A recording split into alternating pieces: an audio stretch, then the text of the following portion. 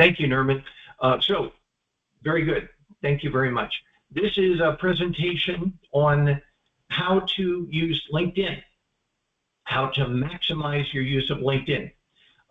So you can either have an account on LinkedIn and rarely use it. You can have an account on LinkedIn and have it be something that is useful and looks like you're using it on a routine basis.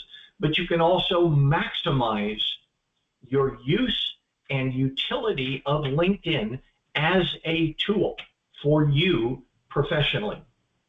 So I put it down here. This is how to be a beast on LinkedIn. And credit where credit is due. Robert Wetstein, also known as the bow tie security guy, I was on his podcast a week or so ago, and so I went back to him about LinkedIn because I admired his presence, his usefulness, how he worked to be an asset for those around him, and I drew a lot of his wisdom and put it into this slide deck. So this isn't just Scotty's perception. This is also from somebody who has over 5,000 followers. So, and he's on LinkedIn as bow tie security guy. So let's go down here. So for those that don't know, LinkedIn is a social media for job professionals, and it says provides content that can help you grow. And this came from Apple. I mean, a lot of different people describe LinkedIn, but I figured, Apple talking about LinkedIn, that was kind of cool. So you and I have all seen these posts, these profiles. You either find somebody's profile that says they created it 2 years ago and they've done no posts, there's no photo there, and it's, here's me. They may not even have put what the person does, what they do, and it just sits there. Well, yes, that's true, and that's how come LinkedIn has 1 billion accounts. Many are not used, but there are also people out there, and I'm sure we've all seen these, where somebody is like, give me a job, I'll work for peanuts, I'm looking for a job in this particular field, and it'd be really nice if you'd hire me, or whatever. They are out there as well in droves. So what I'm suggesting is, if you maximize your use of LinkedIn, you don't have to be one of those people that's out there going, please hire me, please hire me, please hire me. You don't have to be one of them. You can actually use LinkedIn for what it was designed for. Maximize your use of it. So as an example, in LinkedIn, you are marketing yourself. You are talking about yourself, and you are trying to make yourself interesting and valuable to those who see you on LinkedIn. Recruiters are out there, HR managers are out there, and yes, admittedly, some recruiters are in Mumbai or Pakistan or whatever, but they are still trying to reach some sort of synergy so that you can benefit. All right, so, and this is my first helpful note from Robert. He said, you are the product, sell yourself. What makes you unique is what makes you you. And so when you think about it, on LinkedIn, just as if you're in your interview, when the individual across the table from you says, why should we hire you? This is where you need to be your best cheerleader. You need to be somebody who's excited about what you are. and what you provide to the interviewer.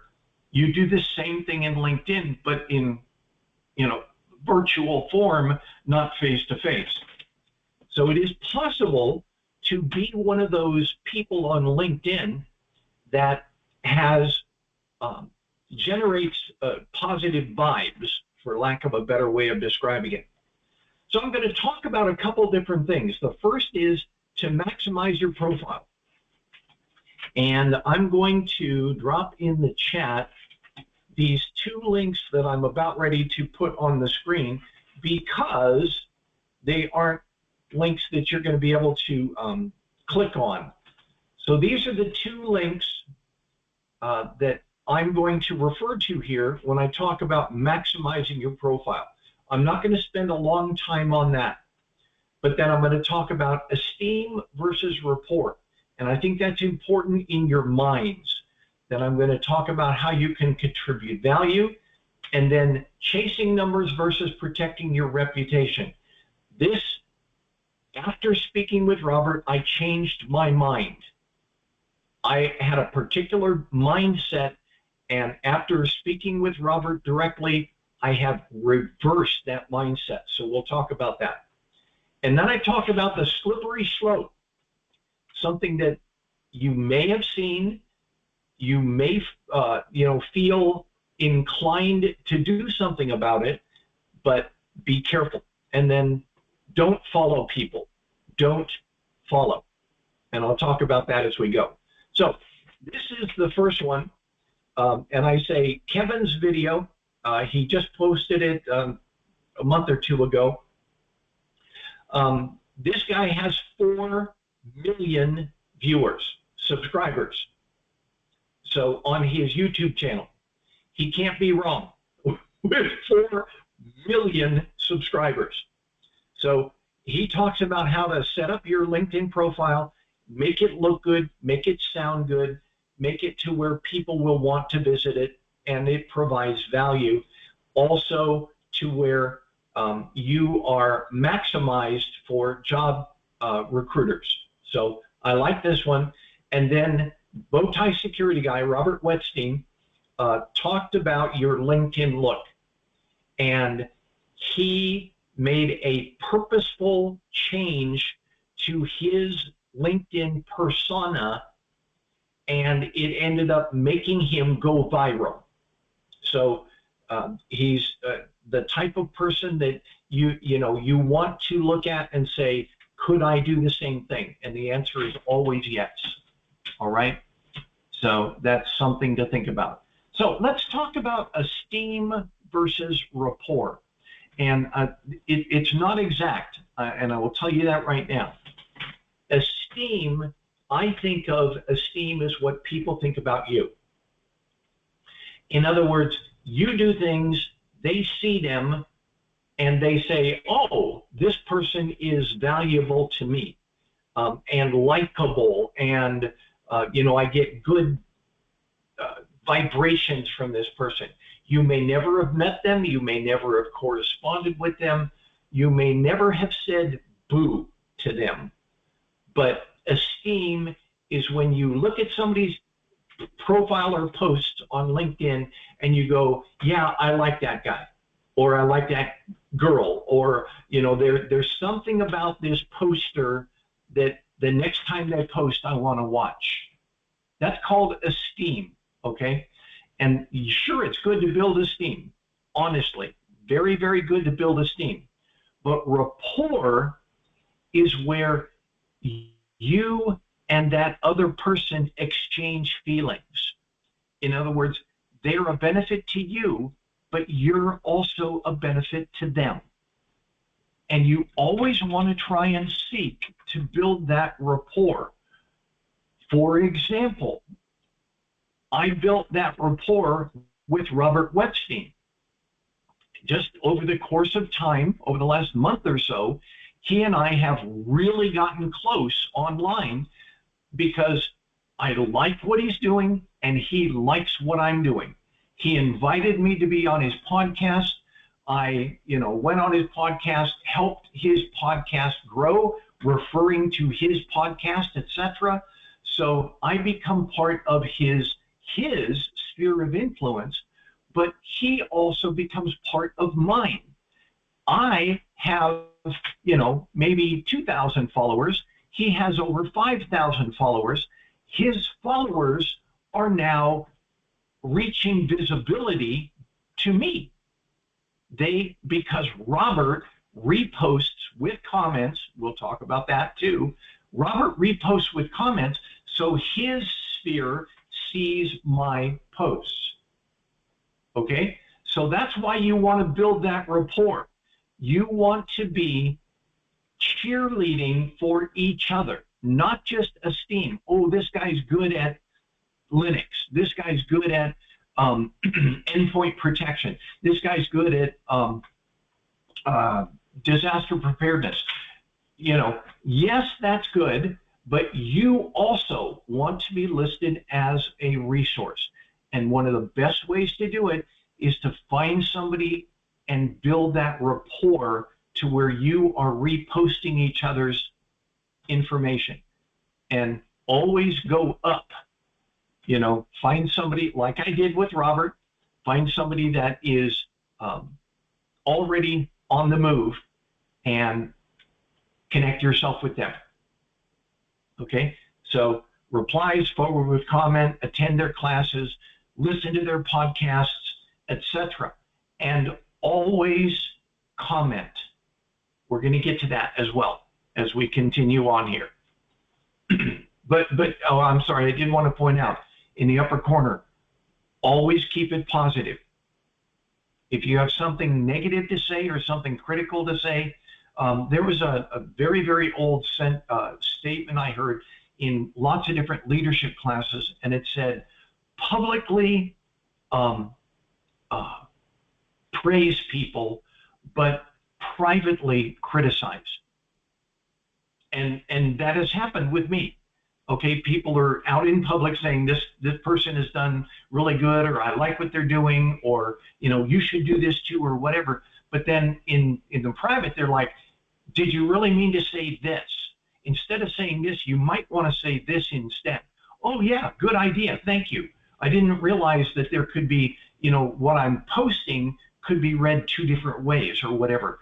They come into chat and say, I don't think that was the best thing to post or the best way to post it or something like that.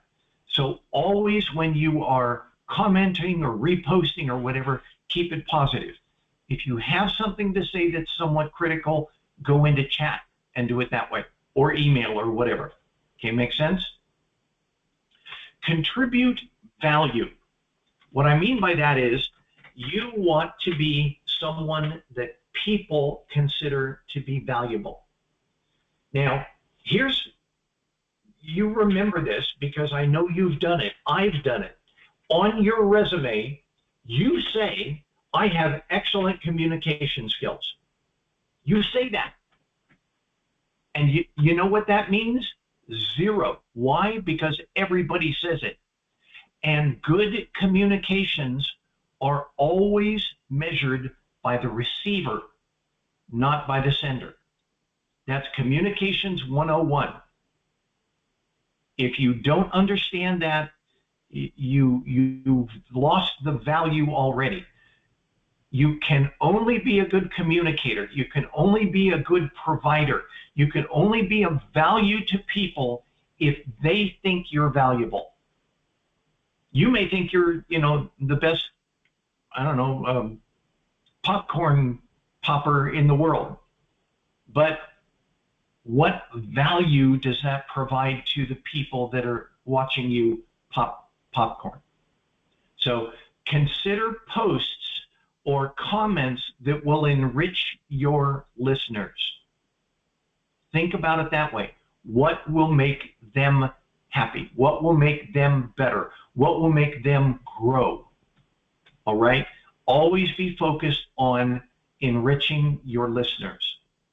And then make sure you are intentional and dependable. And I will give an example. Nerman, I think you are a great example of this. When I post, you like. And frequently, you will even comment or repost. That is valuable to me. Okay? You are communicating that I'm valuable to you, but by doing so, you're communicating your value to me as well. So I recognize that, I acknowledge that, and I applaud that on your part, because I watch you. You like, you comment, you repost, and therefore my posts become part of your sphere of influence. Now, of course, you need to protect your sphere. You need to make sure that you're not posting junk. And so that tells me that you think what I'm doing is valuable, and I appreciate that. That's the rapport we were talking about. So you could do it through posting, podcasting, blogs, vlogs, YouTube videos, Vimeo videos, whatever. Just set something in your mind that this will provide value to my readers, and start it and continue it. All right? So find something, do some real soul searching, and say what will provide value that people will want to watch or listen to or whatever. And remember, anything that you do or post, like on LinkedIn or YouTube or Vimeo or vlogs, podcasts, or whatever, those all get you CPEs for keeping your certifications intact. All right, so your CPEs, also known as CEUs, you get them through posting these activities that build other people. All right, establish a rhythm and keep that rhythm going. In other words, weekly Tuesday afternoons, Twyla's talk or whatever, and then do that religiously. Do that as a matter of habit, like I've done here in the CyberSecurity Sensei webinars. I am online Saturday mornings, 8 a.m. Eastern Time, and I've been doing this since October of 2019. Over 300 weeks I've been here, even if there are no mentees. Something to think about. That's what I'm known for. My mentorship webinars, Saturday mornings at 8 a.m. Eastern. You know, the folks on the West Coast don't like it that much, but the folks in Europe appreciate it. You know, when Kate's in from Finland or Ola's in from the UK, they're like, yeah, thank you. It's only 3 p.m. here, or it's 1:30 p.m. here. You know, so set it up so that it will be routine, so that it will be habitual, and people will know that it's dependable. All right? Chasing the numbers. This is the slide that I have changed. I have reversed my entire mindset on this. I used to think that it was important on LinkedIn to preserve your reputation. What I meant by that is there are things called secondary associations. People will, the algorithm of LinkedIn, as well as other social media sites, will say, you should connect with this person because Scotty connects with this person. And the next thing you know, your name is being used for people that you may not be too pleased to be connected to. Like I was saying, those web content providers or the SEO optimizers in Lahore, India, or whatever. They're out there. They're going to seek you. They're going to ask you stuff. They're going to try and get you involved, but they also want to connect with you. And then the algorithm is going to go around to your people in your sphere and say, well, you should connect with this person because Scotty's connected to this person. The secondary referral algorithm uses your name and people that you've connected to try and increase connections. Why? Because social media thrives on connections. That's what they want to do. They want to build those connections. And what I originally, before I spoke with Robert, I said, I don't want to be connected to people that I don't know about, and I haven't vetted them. And he said, yeah, but here's the problem. What happens when you go viral? Because he did. He went viral and he was getting like 80 connection requests a day. And he said, I just couldn't keep up with them. So finally I said, you know what? Just turn it on, because every connect request that you respond to will build you in the algorithm. Whether you reply to them ever or not, whether there's somebody that you know or not, it will build your strength in the algorithm so that you will be reposted more because you have more connections. I agree with that. So, like it says, chasing the numbers, accepting every connection request increases your algorithm visibility. More people will see you and contact you. Okay?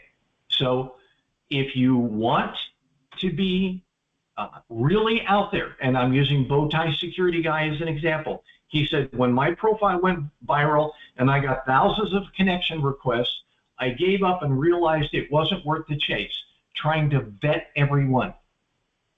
And when I spoke to him directly about this, he said, now I just say, thanks for the bump in the algorithm, click on allow for the connection request and move on.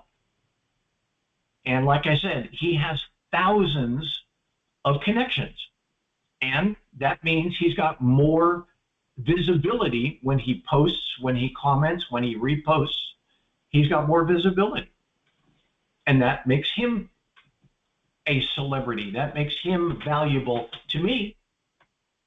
So what I'm suggesting, before, you guys may have heard it, I said protect your rep. I'm saying don't worry about that anymore on LinkedIn. Go for the numbers.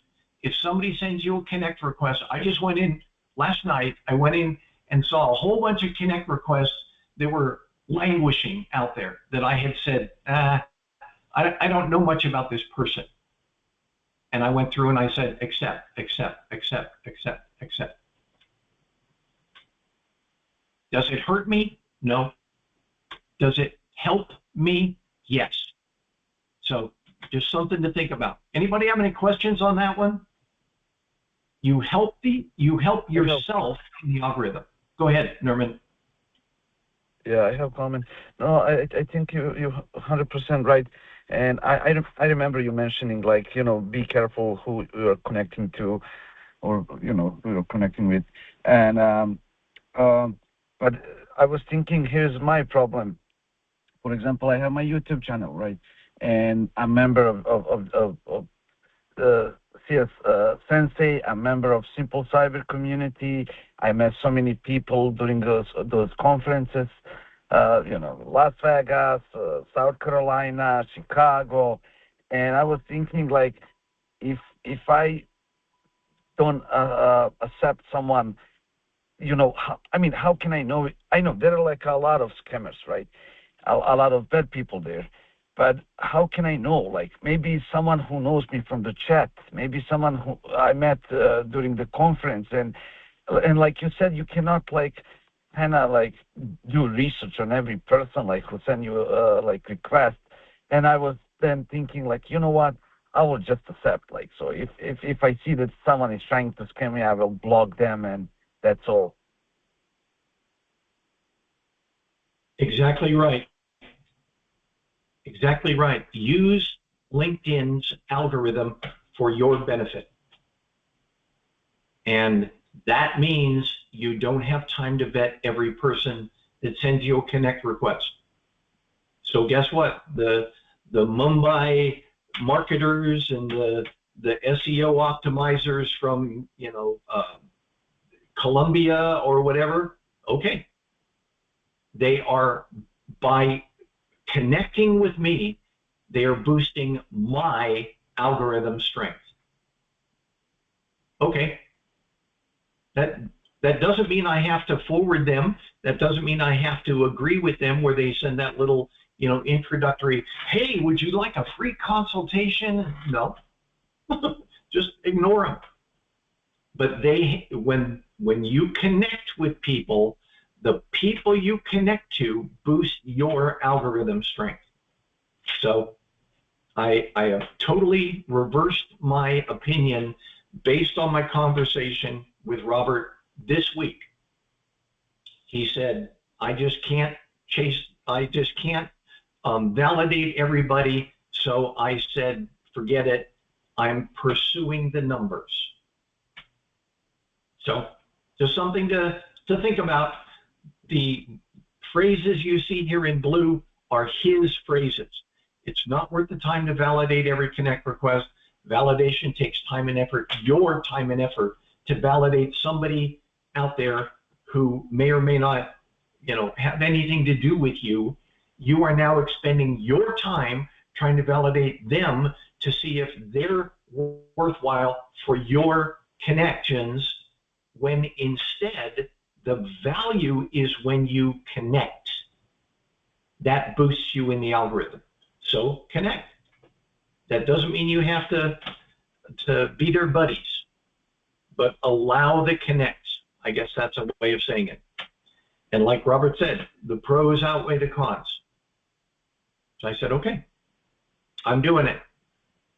So this is one of my last slides, other than a couple more pro tips. The slippery slope. And I'm using a fictitious idea here, but I think you get my point. Historically, you're on LinkedIn, you have positive information flow, good vibes flowing, you have rapport with your readers and followers, and then all of a sudden some issue arrives. It could be political, it could be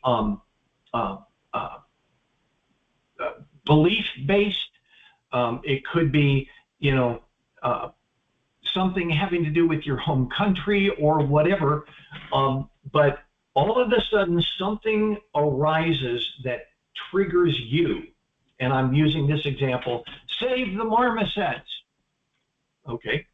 And there could even be people in your sphere that say, oh yeah, that guy used to farm marmosets or whatever.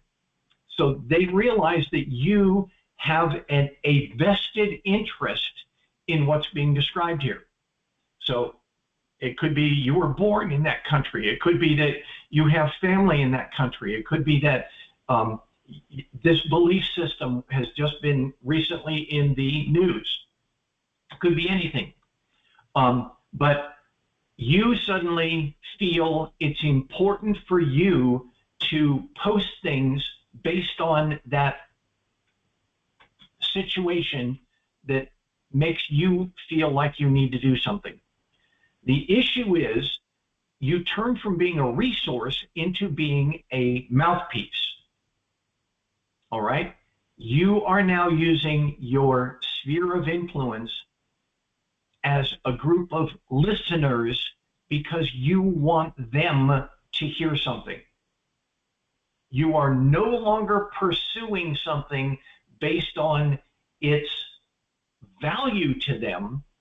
You are now saying, this is important, listen. This is important, you pay attention. People shouldn't be treated like this, or in this case, marmosets shouldn't be treated like this, or whatever. You have turned, and I'll use the word because it's popular in media, you've weaponized your sphere of influence because you think they need to hear this. And like I say down at the bottom, you become an advocate rather than an asset to people, or even worse, you become what's called an activist. All right? Activists are people who act, is a way of thinking about it. So in LinkedIn, I want to tell you, in LinkedIn, you get branded. Yeah, he's a cybersecurity professional. He's a podcaster, and he's a marmoset hugger. or whatever. And the little marmoset's like, wow, he's doing this all for me.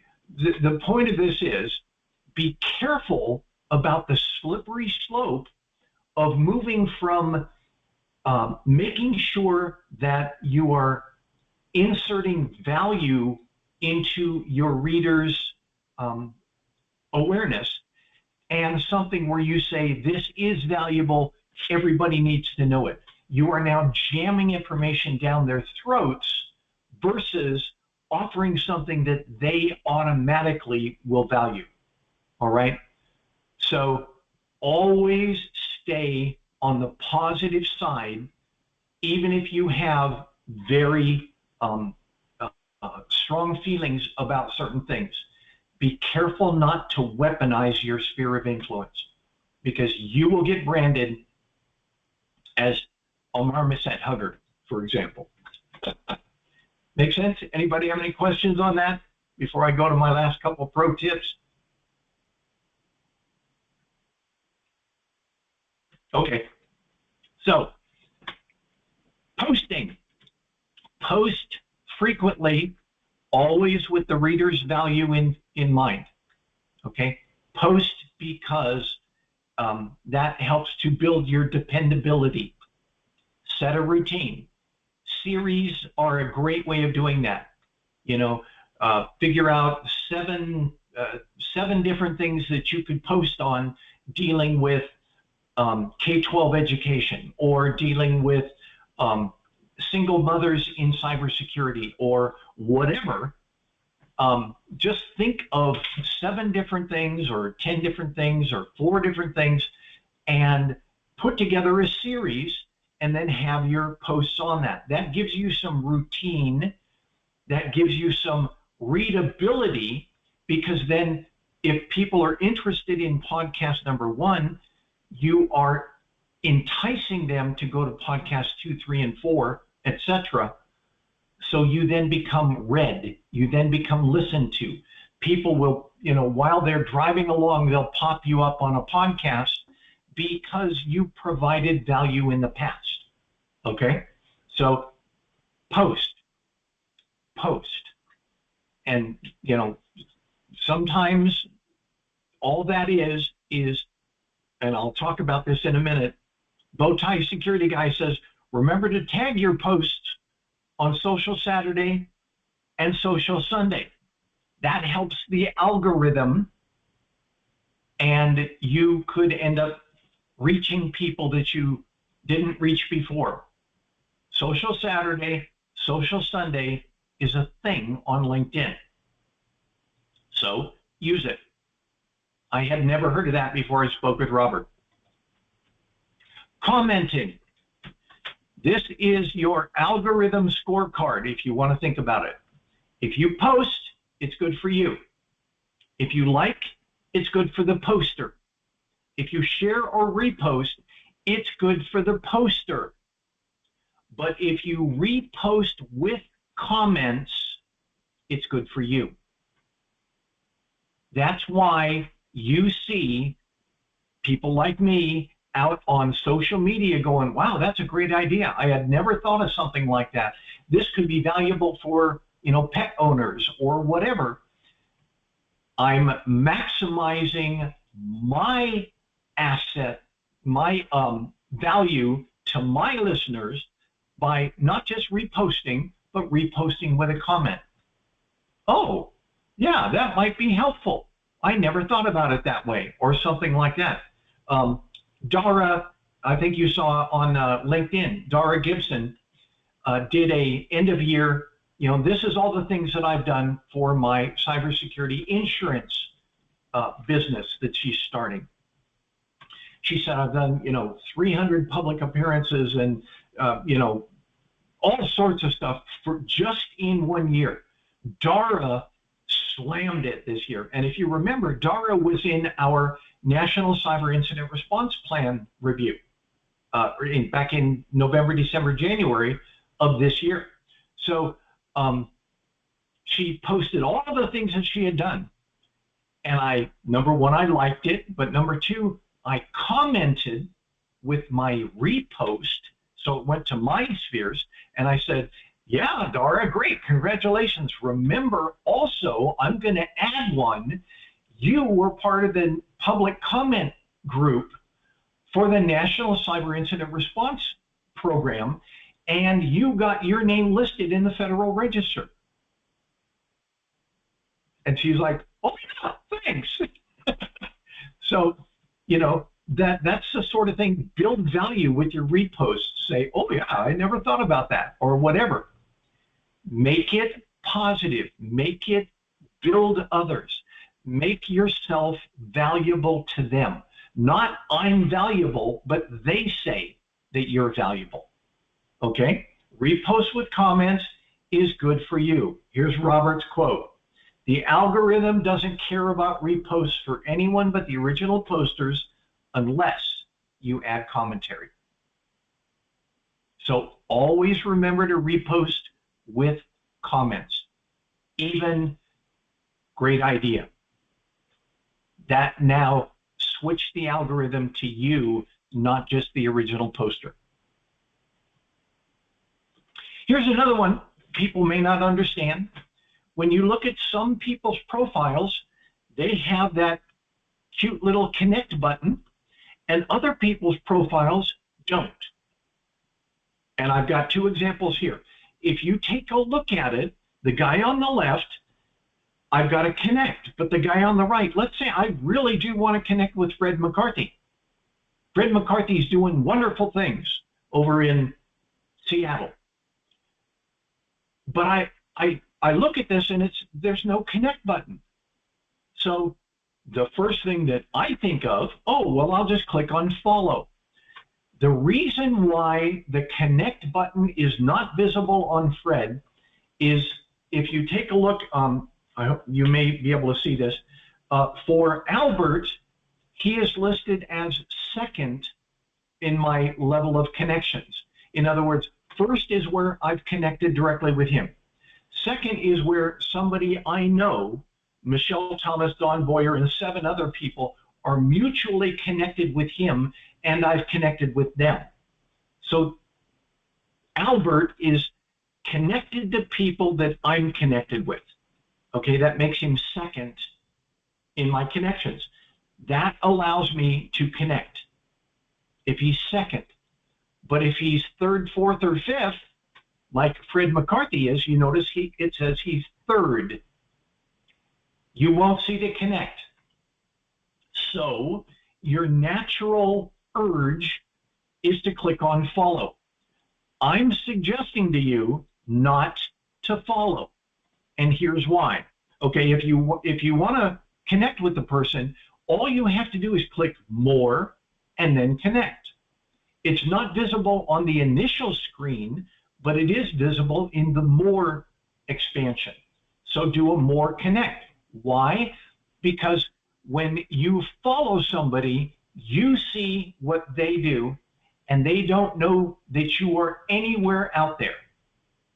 If you connect, you see what they do, and they see what you do. So always seek to connect so that you become visible to that person.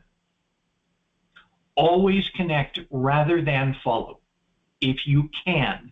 There are some people that have so many connections and followers that they have actually turned off connection requests. And you won't be able to connect with, I don't know, Tom Brokaw or somebody like that. You may not be able to connect with them. That's fine. Find others. But what I'm saying is, if you see somebody and you see the follow, consider clicking the more and connect so that they see you. They see your posts. They have the opportunity to like. They have the opportunity to repost with comments, etc.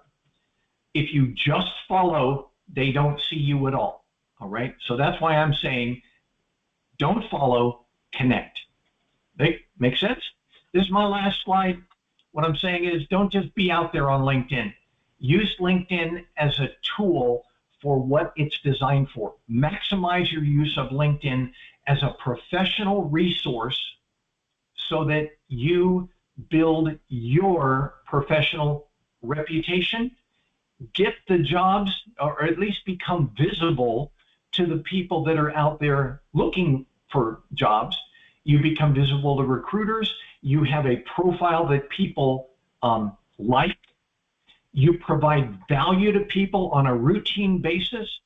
You become part of the reason why LinkedIn is nice, rather than all those people that are out there saying, please hire me. I want to come work for you. I will wash the cars of everybody in the parking lot if you hire me. Those sorts of things. Lots of those people are out there. You don't want to be one of them. You want to be somebody that is inserting value in whatever you're doing. Okay? And the quote from Albert Einstein, strive not to be a success, but rather to be of value. Make sense? Anybody have any questions? Comments?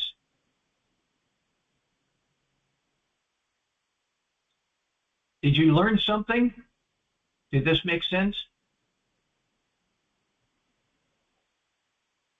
Y'all are quiet.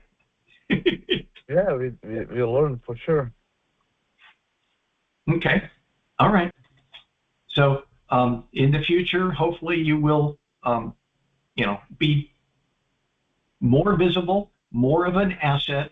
People will esteem you more highly. You'll build that rapport. And remember, when you comment, but repost with comments. If you want to do two, one says comment, the other says repost with comments. The difference is when you comment, you're just visible in their spheres, their followers see it. But if you repost with comment, then your followers see that as well. And reposting with comment provides you the best algorithm bump. Okay? That's all I have, everybody. Hope you have a wonderful Saturday. Take care. Thank you. See you. Y'all too. Happy holidays. Thank you. Bye-bye.